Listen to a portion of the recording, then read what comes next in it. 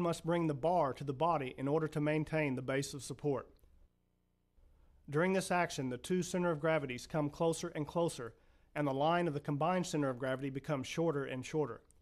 When these 2 points come together in the perfect position, bang, sparks will fly and the greatest possible force will be applied to the bar. The window of weightlessness opens wide, inviting one to go under the bar. Now that we have established the importance of the scoop, let's begin. The scoop to the explosion point is taught in 3 stages: hip thrust, trunk whip, and the combination of the two, what we call hip and whip. Before beginning, one should reestablish the width of the grip to find the most comfortable explosion point. Remember, the explosion point is the front part of the center of gravity of the body, about midway between the top of the pubic bone and the navel, usually in the area of the insertion point of the hip flexors. Bounce a light bar into this area until the most comfortable position is found. Warning: the bar will hit the explosion point with considerable impact. If this area is sensitive and/or the pain is uncomfortable, try placing a pad under the suit or shorts to cover this area and lessen the impact. Over time, the body will adjust. Now position a light bar at a height just above the knees, which is the ending position of the liftoff and the beginning position of the scoop. One can place the bar at the starting position either from the dead hang or with the liftoff movement. If one has difficulty in setting the posture, it is much easier to reinforce the posture in the dead hang position first before lowering the bar to the starting position of the scoop. If one has trouble getting into the starting position of the liftoff, one should place the bar from this position to reinforce the technique off the ground. We recommend alternating or using the weakest movement the majority of the time. Now slowly push the knees forward and under the bar. Continue until the explosion point firmly touches or pockets the center of the bar. Keep the arms straight, the wrists flexed, the elbows out, the trilac tuck engaged, and the shoulders over the bar. Freeze at the explosion point. Do not explode and/or extend. Lower the bar to the starting position of the scoop to perform another rep. It is critical that the heels remain flat on the platform. The pressure should not go past the balls of the feet as the knees are pushed under the bar. Practice this movement slowly until it is comfortable. Do not skip over this technique. If the heels are allowed to come up now, it can become an unbreakable habit down the road when heavy weights are attempted. Remember, normally one cannot exert maximum force while up on the toes. When this movement is comfortable, progressively increase the speed of the hips and the impact of the explosion point into the bar. Warning: if pain is felt in this area, stop immediately. If the pain is severe, consult with a physician.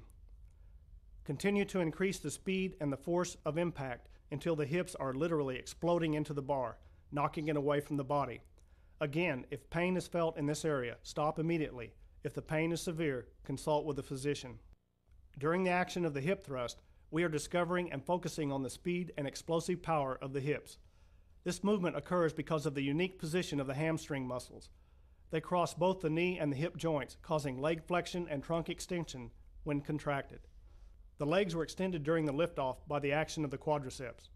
Once the bar passes the knees, the hamstrings contract and the quadriceps relax, which allows the knees to bend or flex once more, hence the phrase double knee bend. This action of the changing of the guard, so to speak, is the primary reason for the decrease in the upward velocity of the bar. Once the hip thrust becomes comfortable with a light bar, switch to a regular bar and repeat the whole process. Warning: the impact of a regular bar can cause extreme pain in the area of the explosion point. Use caution when performing this technique. If pain is felt in this area, stop immediately. If the pain is severe, consult with a physician. The hip thrust is practiced to decrease this change over time and minimize the time the bar is in this area. For maximum speed of this movement, it helps to visualize the following. Take the explosion point to the bar, not the bar to the explosion point. And another point, never scrape the bar with the thighs. This will create friction, which only slows the upward velocity of the bar. The bar touches the area of the explosion point only, and just for an instant. For maximum leverage throughout the pull, the rule is keep the bar as close to the body as possible without touching anything but the hands, the shins, and the explosion point. The hip thrust teaches the big bang technique. However, just performing the hip thrust in the lift is poor technique because this action will send the bar flying away from the body. It is practiced initially and from time to time in training, to develop and maximize the speed and explosiveness of the hips.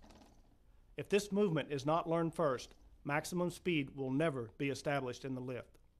A wise man once said, "It is easier to take an aggressive child and make him sensitive than it is to take a sensitive child and make him aggressive." Now we move on to the more sensitive stage of the scoop, the trunk whip. Place a light bar above the knees as before. Begin the movement by slowly extending the trunk. Do not push the knees under the bar. Slowly stand up until the bar touches or is pocketed in the explosion point. There should be very little or no impact with the bar. Keep the arms straight, the wrists flexed, the elbows out, the trilat tuck engaged, and the shoulders over the bar. Freeze at the explosion point. Do not jump and/or extend upwards. Place the bar again at the starting position of the scoop to perform another rep. When this movement is comfortable, progressively increase the speed of the trunk extension until one is standing up with the bar as fast as possible. Once the trunk whip becomes comfortable with a light bar, switch to a regular bar and repeat the whole process. The trunk whip movement focuses on extending the trunk with very little action of the hips. During the hip thrust, one was driving the hips into the bar. During the trunk whip, the idea is to drive or stand up with the bar as fast as possible. In this movement, one will feel the bar coming towards the body more than the body going into the bar. Whereas before one was slamming into the bar at the explosion point, now one turns the big bang technique into a brushing technique. We do not recommend performing the trunk whip motion only during the scoop. Maximum speed and explosiveness will not be developed, and one will not be able to take full advantage of the explosion point to impart more upward velocity to the bar. Now one must combine the hip thrust and the trunk whip movements together to form a solid scooping motion, the flavor of which will be decided by one's preference for either the big bang or brush style. After a solid hip thrust motion is developed, we lean towards a medium to heavy brushing style when performing the snatch lift. However, there are too many individual differences of personality and body types for us to recommend one over the other. This movement literally becomes a work of art that one will piece together over time. To begin the hip and whip motion, place a light bar above the knees at the beginning position of the scoop. Slowly push the knees under the bar and drive the hips forward while simultaneously extending the trunk and standing up. Remember the mental picture of scooping ice cream, more specifically the action of the wrist. Now do it with the body. When this action is comfortable, progressively increase the speed of the hip and whip motion until the explosion point is contacting the center of the bar. As before, keep the arms straight, the wrist flexed, the elbows out, the trilat tuck engaged, and the shoulders over the bar. Freeze at the explosion point. The power of the hips into the bar will be reduced by the trunk extension. The direction of the impact is now more upwards than outwards. Keep the bar close to the explosion point as if trying to rein in the line of the combined center of gravity. Keep increasing the speed until the body can position the bar from the knees to the explosion point faster than the human eye can follow. Let's repeat that. Keep increasing the speed until the body can position the bar from the knees to the explosion point faster than the human eye can follow. The momentum upwards created by this motion must be stopped at the explosion point for now. One will feel the body slightly lifted upwards after the brakes have been applied. Nourish and harness this feeling of power because it will be unleashed into the extension during the next sequence. Once the hip and whip motion becomes comfortable with a light bar, switch to a regular bar and repeat the whole process. Warning: the impact of a regular bar can cause extreme pain in the area of the explosion point. Use caution when performing this technique. If pain is felt in this area, stop immediately. If the pain is severe, consult with a physician. We recommend alternating the bang and brush styles in a set to speed up the process of combining these movements and to find the style for which one is best suited. When leaning towards the brush style, the impact of the explosion point into the bar is considerably less. However, one still might experience some pain in this area. One should exercise caution as before, but also allow enough time for this area to become adapted to the movement. The human body is an amazing machine that is able to adapt to almost any condition within reason. We stress that one should be very patient while learning this part of the lift.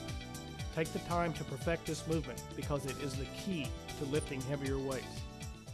Now let's examine the action of the scoop more closely.